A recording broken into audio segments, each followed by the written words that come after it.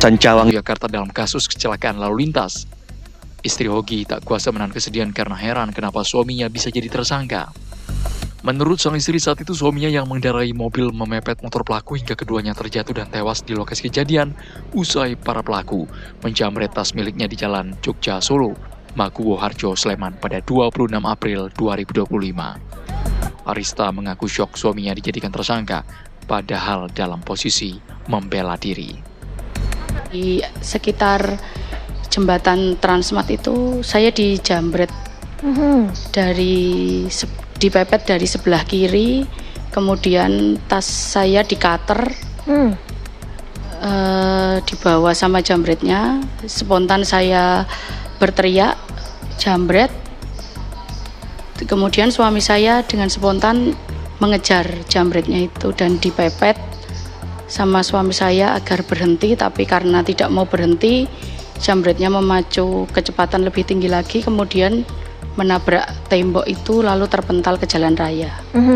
Kalau kontak itu kami ketahui setelah ada di kantor polisi ya Mbak, karena suami saya ngecek untuk mobilnya, dicek juga sama Pak Polisi, di sebelah pintu penumpang itu ada bekas setang ya, tapi kalau dari dalam mobil itu suami saya nggak merasakan ada body contact karena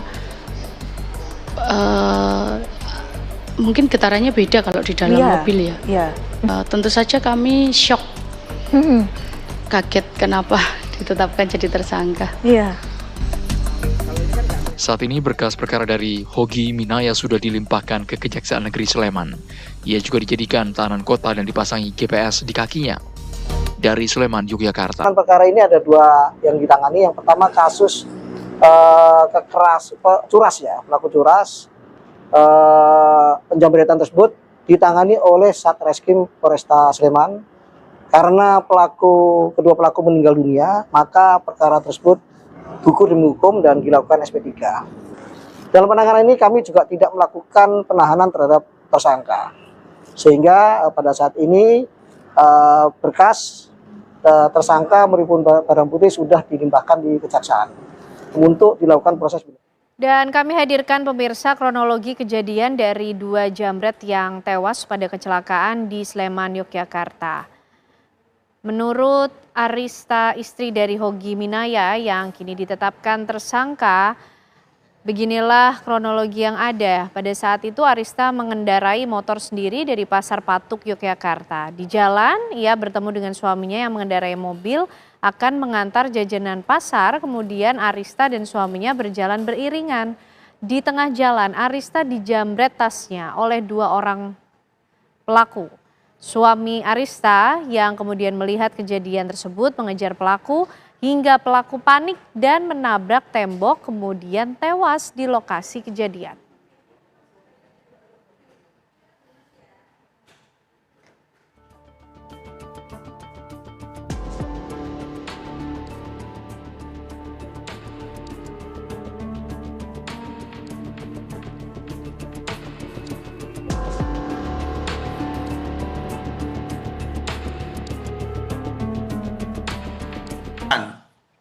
Tetapi untuk memastikan apakah klaim tersebut akan diterima atau tidak nantinya oleh hukum, oleh hakim, maka peranan psikologi sangat krusial.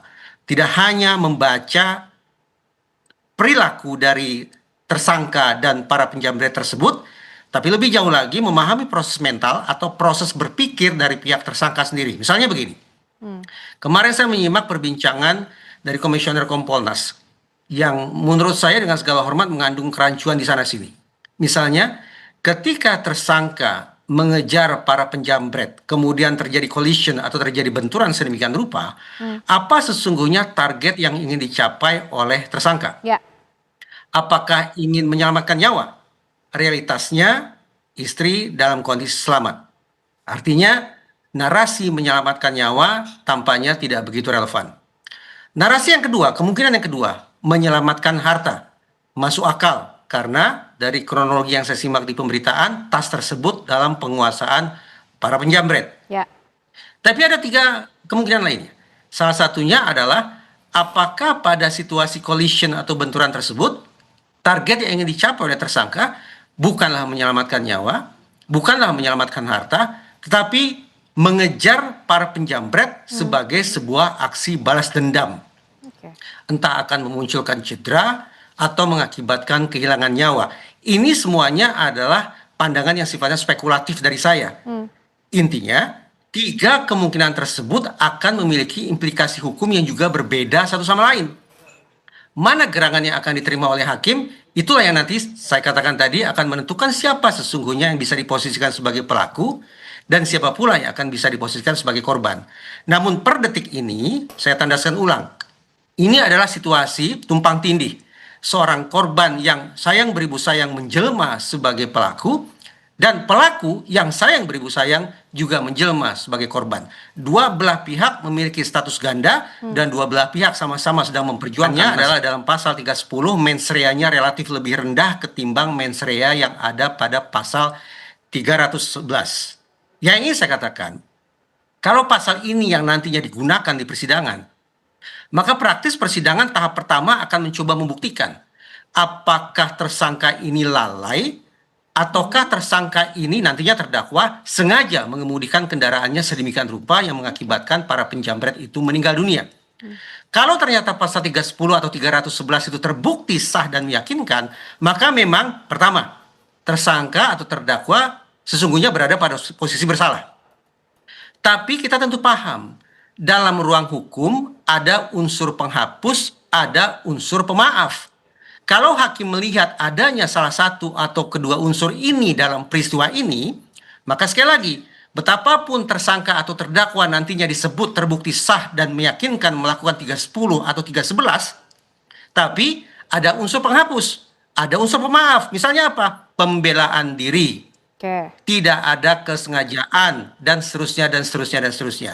Jadi hitung-hitungan saya, ramalan saya, kalau proses ini nanti berlanjut ke pengadilan, perjuangan atau strategi dari kedua belah pihak tidak semata-mata untuk membuktikan apakah 310 atau 311, apakah kelalaian atau kesengajaan itu terbukti adanya, tidak cukup sampai di situ, tapi bagaimana kedua belah pihak memainkan strategi untuk mendapatkan atau memastikan ada atau tidak unsur penghapus maupun unsur pemaaf pidana dalam peristiwa ini. Sancawang